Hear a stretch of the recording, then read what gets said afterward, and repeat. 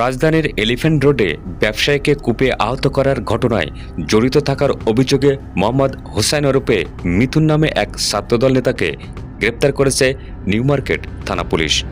জানা গেছে, আটক মিথুনকে বহনকারী পুলিশের গাড়ি নিউ মার্কেট থানা প্রাঙ্গণে প্রবেশকালে বাধা দেন মিথুনের সমর্থকরা। পরে ছাত্রদল নেতা মিথুনকে পুলিশের হেফাজত থেকে ছিনিয়ে নিতে নিউ মার্কেট থানায় হামলা করেন ছাত্রদল যুবদলের অর্ধশতাধিক নেতাকর্মী। হামলায় নিউ মার্কেট জোনের সহকারী কমিশনার তারেক লতিফ সহ 4 থেকে 5 জন পুলিশ কর্মকর্তা গুরুতর আহত হন। আজ 24শে জানুয়ারি শুক্রবার ভোরে এ ঘটনা ঘটে। পরে হামলায় জড়িত 6 জনকে গ্রেপ্তার করেছে পুলিশ।